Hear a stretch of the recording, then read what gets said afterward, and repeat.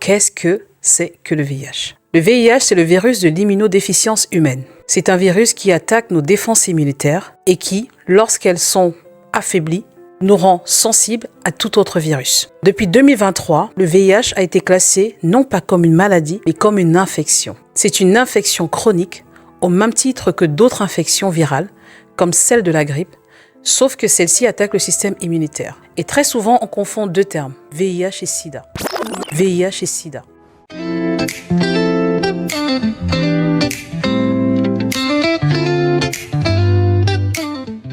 Bonjour et bienvenue dans le podcast d'Anastasie, un espace d'espoir, de partage et d'encouragement pour toutes les femmes qui vivent avec le VIH ou avec une maladie qui bouleverse leur vie. Je suis Tatiana Tchakounté, présidente fondatrice de l'association Anastasie. Ici, tu trouveras des conseils, des témoignages et des paroles bienveillantes pour te rappeler une chose essentielle, la maladie ne te définit pas.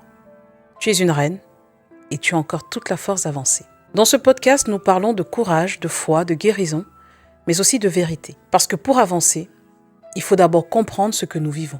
Et aujourd'hui, j'ai envie de parler à cœur ouvert d'un sujet qui me tient profondément à cœur, le VIH. Il est beau d'encourager, il est beau de motiver, mais il est encore plus important de connaître ce nouveau paramètre qui entre dans notre vie lorsqu'on reçoit un diagnostic. Et pour bien vivre avec, il faut savoir de quoi il s'agit. Alors, qu'est-ce que c'est que le VIH? Le VIH, c'est le virus de l'immunodéficience humaine. C'est un virus qui attaque nos défenses immunitaires et qui, lorsqu'elles sont affaiblies, nous rend sensibles à tout autre virus. Depuis 2023, le VIH a été classé non pas comme une maladie, mais comme une infection. En effet, c'est une infection chronique au même titre que d'autres infections virales, comme celle de la grippe, sauf que celle-ci attaque le système immunitaire. Et très souvent, on confond deux termes, VIH et SIDA. Le VIH, c'est le virus. Le SIDA, c'est le syndrome d'immunodéficience acquise, la phase finale quand le système immunitaire est affaibli, au point de ne plus pouvoir se défendre.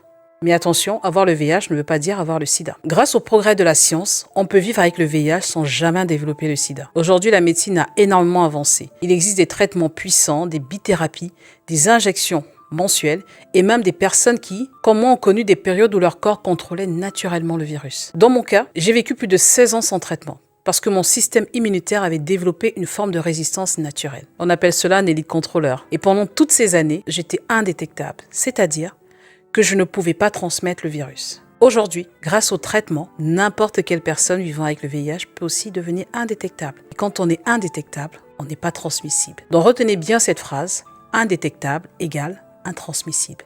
C'est une vérité médicale prouvée. Mais malheureusement, il y a encore beaucoup de préjugés, beaucoup de peurs, beaucoup de mauvaises informations. Certains pensent qu'on peut attraper le VIH en serrant la main, en partageant un repas, en faisant un bisou. Ce n'est pas vrai. Le VIH ne se transmet pas de cette manière. Alors nous allons parler des modes de transmission du VIH. Le VIH se transmet uniquement par certains liquides corporels.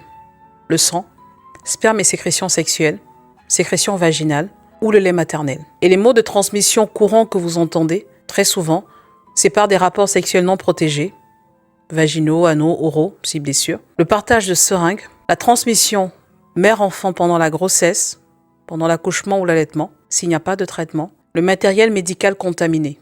Fort heureusement, aujourd'hui la médecine est très bien avancée et cela arrive très très rarement.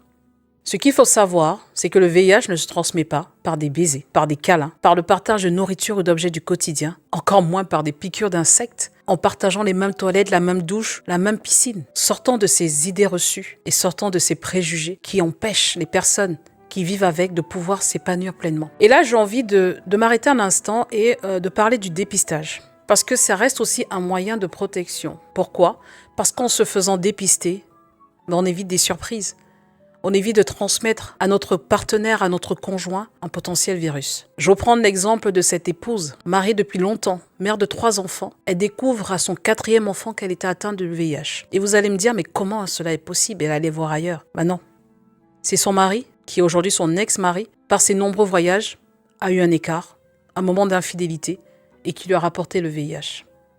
Donc ça n'arrive pas qu'à ceux, comme on le pense, qui mènent une vie dissolue, une vie légère, ou bien aux personnes qui ont des partenaires de même sexe. Le VIH peut arriver à n'importe qui. Je ne vous parle pas du jeune garçon, de la jeune fille qui sont nés séropositifs parce que les parents n'avaient pas pris leur traitement ou n'étaient même pas au courant de leur sérologie. Donc il est important même lorsqu'on est en couple ou même lorsqu'on est seul, de se faire dépister. Aujourd'hui, c'est possible. Il y a des centres spécialisés pour cela. Il y a des tests rapides d'orientation, ce qu'on appelle des TROD, qui vous donnent un résultat en 15 minutes. Plus tôt le VIH est détecté, plus tôt il peut être maîtrisé. Il existe des traitements. Il n'y a pas de cure définitive, même si certains résultats ou certains tests ont été concluants pour certaines personnes, mais avec des traitements efficaces appelés antirétroviraux, une personne traitée correctement et tôt peut vivre aussi longtemps qu'une personne séronégative. Charge virale indétectable égale risque de transmission nul. Il est important de retenir cela. Pour vous protéger, vous avez les préservatifs, dans l'idéal l'abstinence, lorsqu'on est seul, la fidélité, j'ai envie de dire, mais concrètement, vous avez également la prophylaxie pré-exposition, qui est la PrEP. C'est des traitements pour les personnes à risque élevé. Il y a le traitement post-exposition également à prendre dans les 48 heures après un risque. Si vous vous rendez compte ou vous apercevez que vous avez eu une relation à risque, ce traitement est pour vous. Et des centres spécialisés sont efficaces et prêts à vous accompagner dans cette démarche-là. Donc comprenez bien, vivre avec le VIH aujourd'hui, c'est possible. On peut aimer, on peut avoir des enfants, travailler et vivre pleinement. De nombreuses associations proposent du soutien psychologique, médical, social. Donc si vous êtes dans cette situation ou si vous avez besoin d'en savoir plus, vous pouvez vous y rendre. Vous avez également aide, SIDAction, VIH.org et des centres gratuits d'information et de dépistage qu'on appelle CEGIDD. Et là, j'ai vraiment envie de faire un focus sur les femmes et jeunes femmes, surtout d'Afrique subsaharienne, car ce podcast est un podcast pour les femmes et les jeunes femmes. Aujourd'hui, 53% des personnes vivant avec le VIH sont des femmes. C'est 3100 jeunes femmes de 15-24 ans qui sont infectées par semaine. Dans les régions d'Afrique subsaharienne, 62% de nouvelles infections concernent les jeunes femmes. Et le plus affolant, 9 adolescentes sur 10 des 15-19 ans infectées au VIH sont des filles. Il est important de comprendre que le VIH n'est pas la maladie d'une mauvaise vie, n'est pas la maladie ou le virus qui n'atteint que des personnes loin de nous, mais elle peut nous toucher de très près. Et des fois, les conditions de vie dans lesquelles nous nous trouvons peuvent nous pousser à accepter des conditions ou accepter l'inacceptable. Mais pour revenir sur un terrain un peu plus encourageant, aujourd'hui, avec les traitements et la prévention, même une mère séropositive peut donner naissance à un enfant séronégatif. Moi-même, tous mes enfants sont séronégatifs. Et il y a une vérité que je veux rappeler aujourd'hui. Personne ne choisit d'être porteur du VIH. Personne ne va chercher ce virus. Et pourtant, beaucoup subissent encore la honte, la stigmatisation, les jugements dus au manque de connaissances et d'informations. Alors dans ce podcast, on déconstruit tout cela. On parle vrai, on parle humain, on parle vie. Parce que comme je le dis souvent, je n'ai pas le VIH. J'ai la vie, la vérité et l'honneur en moi. Je refuse les termes de honte, de vide ou de peur. Je choisis la vie, la lumière et la liberté. Alors aujourd'hui, si tu vis avec le VIH ou si tu connais quelqu'un qui en est porteur, je veux te dire ceci. Tu peux vivre, ou il ou elle peut vivre. Il est possible d'aimer, de se marier, d'avoir des enfants, de réussir. Tu peux tout faire. Il ou elle peut tout faire. Alors ne laisse pas la société te définir. Ne laisse pas les mots te réduire. Ne laisse pas les préjugés t'enfermer. Et surtout, informe-toi, apprends, comprends.